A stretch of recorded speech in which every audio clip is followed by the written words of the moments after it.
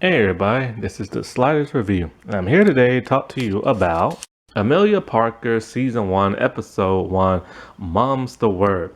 This is a very interesting show, and I feel like every young black person, even an adult black person, should watch this show because they really show you what it's like for being a black person living in the world.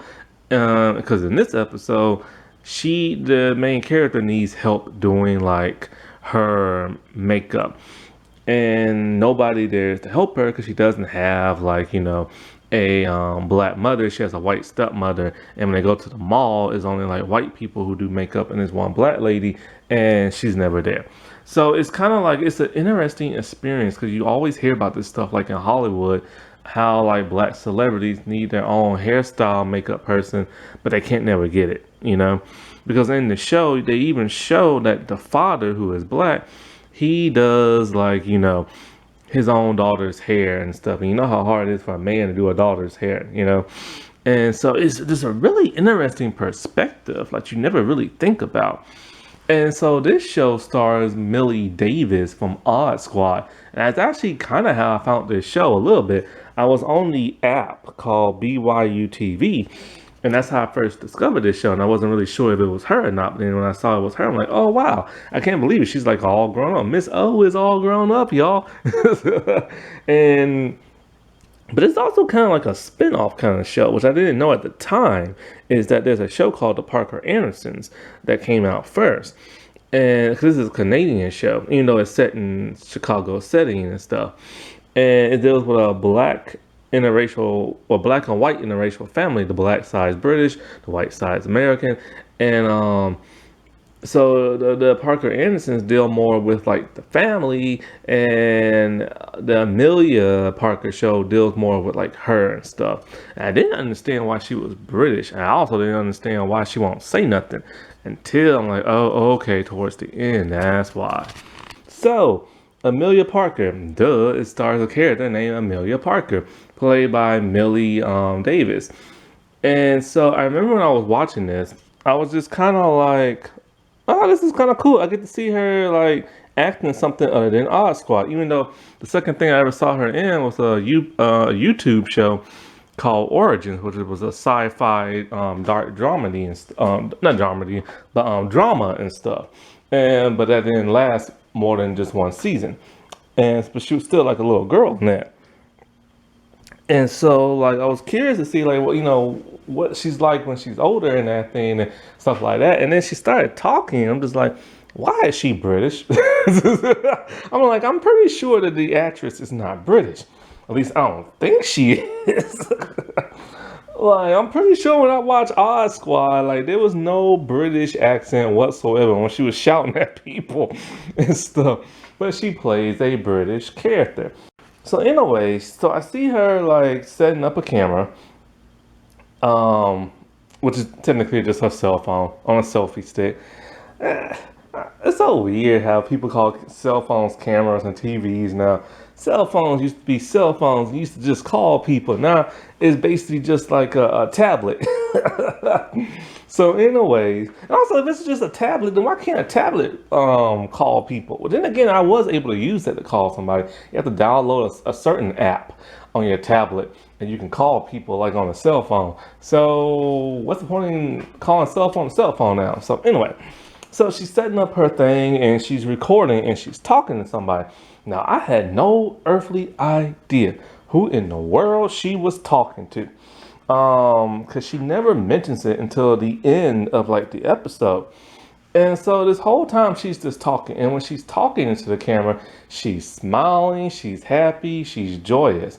But then when you see her in the rest of the episode, it's very interesting and odd. I'm just like, why isn't she talking to anybody? And why she always looks sad and depressed? I'm just kind of like, what the world happened? You know what I'm saying? I'm like, am I losing my mind? I'm just like, when she's in her room recording, she's happy, cheerful, and talking. But when she's around her family, strangers, and even her friends at school, she will not say nothing. And she always has like a sad little look on her face. And I'm just like, is she like a mute something like that. So I didn't understand. And so oh, also before I go any further, every young little black girl or teenage girl, even a black woman for that matter, should watch this show. Or at least the first episode. I haven't watched any of the other episodes, only the first one. And the thing it deals with, like, is pretty something, you know what I'm saying?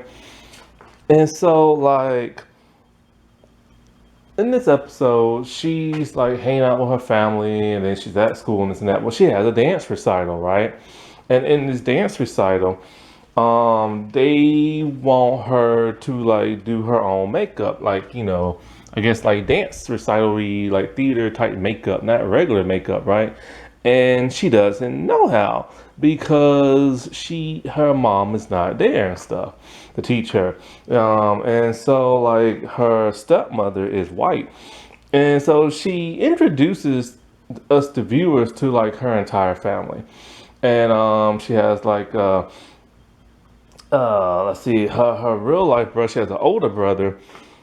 Oh God, what is his name? His name is Nick, and her dad is Tony, and the younger brother is Nathan. On her actual side of like, you know, the family. But then her step family, the mother's name is Cleo. The little boy is named Charlie. And then there is, I think, yeah, Victoria. She's like the sister, the oldest one. And then Roger is like Victoria and them, and Chloe's ex-husband, who they all still get along with. And so like the family just kind of like doesn't really like, they get along, but they kind of don't. Like Nathan and Victoria, they really don't get along and stuff.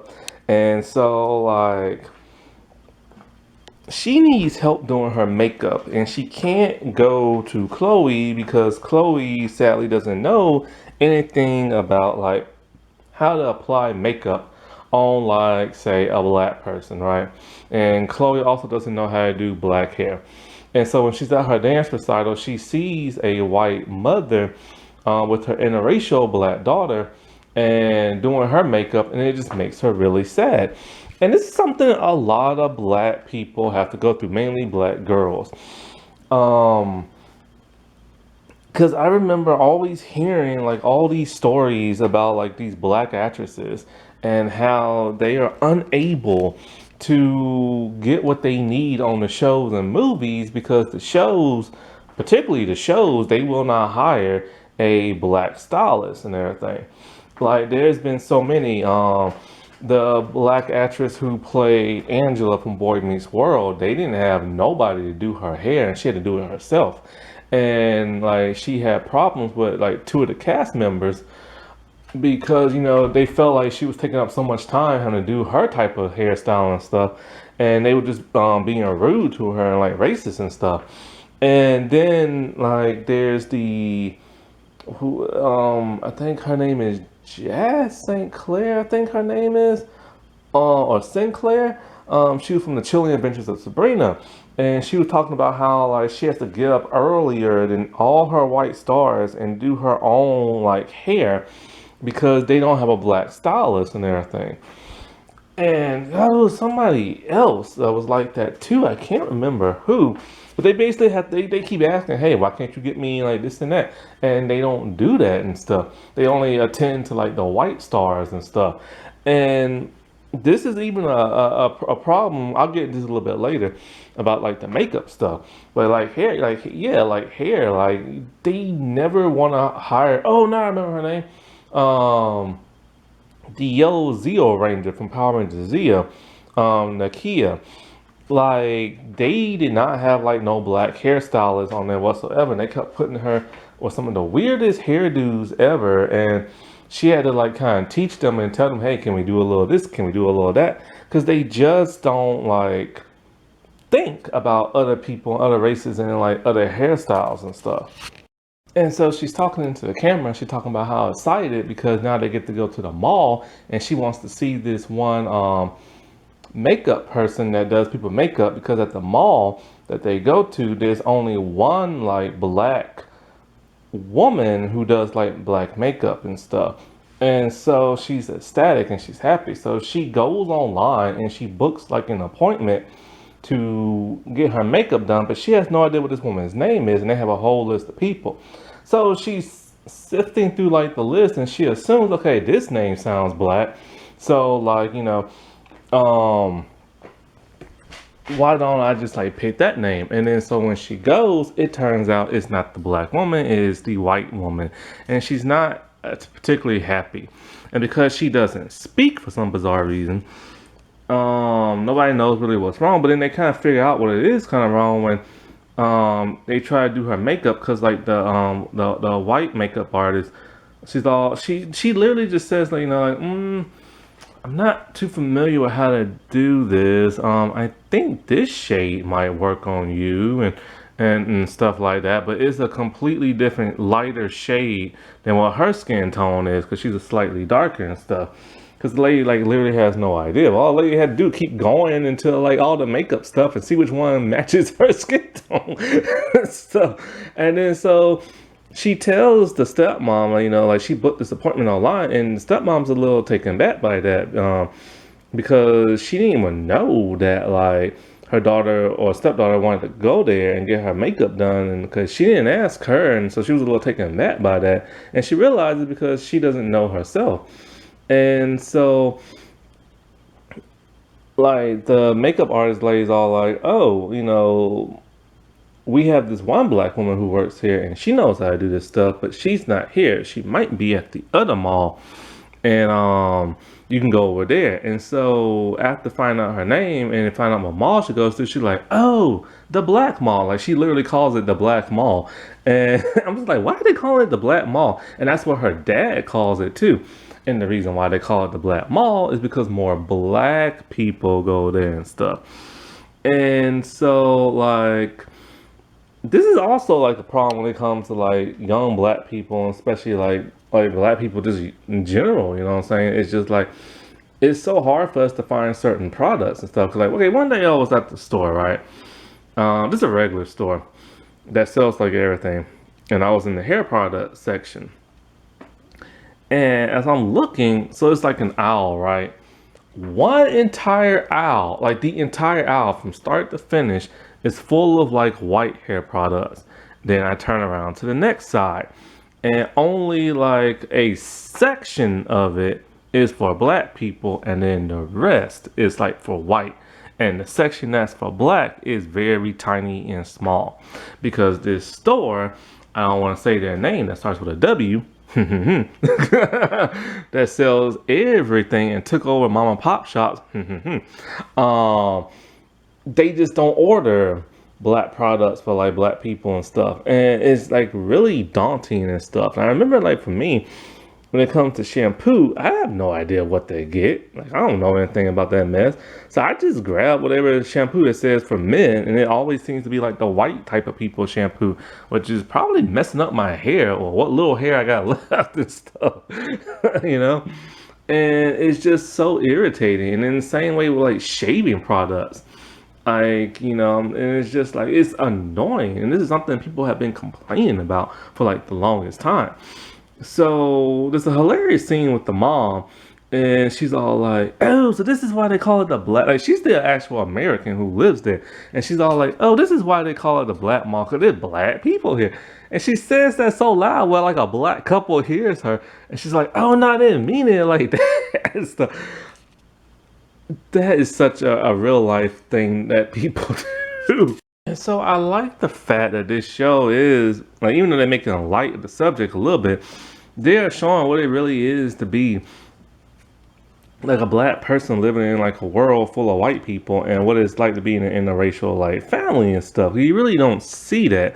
I know there was a show on Fox that had an interracial family. It was like a white mother and a black daughter, and it was just played to be like the cruelest like type of humor ever, that made it seem almost hateful and prejudiced and stuff. And I'm just like, why would you show that in that kind of light? Because people are gonna assume, oh, she don't like her daughter because of that skin tone, but that's not the fact. She just don't like her daughter because her daughter's like irritating and stuff, and like really rude. And so like And it's interesting because when I was researching this show, they had to hire a black writer to make it sound more like authentic, Anthony Q. Farrell.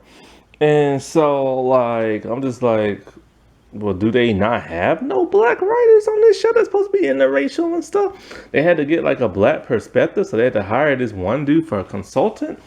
And that's another problem in Hollywood and stuff. But anyway, so they go there and she meets like the black like makeup artist, and she's happy and ecstatic. And the makeup artist is teaching her stepmother how to apply like black makeup and how to blend it in and what type of tones of colors to use and all this other stuff. And because the mother doesn't know, but it's a great learning experience for her and stuff. Now while they're at the mall, they also meet Roger Anderson, which is Chloe's ex, and they, like I said, they all get along. So his son's hanging out with him and doing stuff like that. And so now that her makeup supplied, she's all happy and ecstatic, and the entire family goes to the recital. And her and the rest of the people, her two friends that are there, they dance their butts off, and they're having just like a great time and everything. And they're so happy and ecstatic.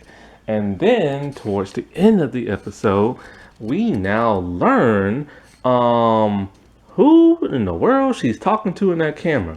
It's her mother, her dead mother. And so she tells her mother and everything, like, I wish you was here, I miss you, and I'll talk to you soon. And so, yeah, like the thing about her, the reason why she talks to nobody, and I mean absolutely, I don't even talk to her family members, she has select mutism. And this is the second time I've ever seen a character on TV have it. The first time was the Big Bang Theory when Raj had it because he couldn't talk to females. But they just did that as like a comedic thing. And that's the problem with TV, Hollywood, and movies. Whenever somebody has like an illness or a disease or something like that, they always play it off as laugh. So I'm glad they didn't do it with this series and stuff.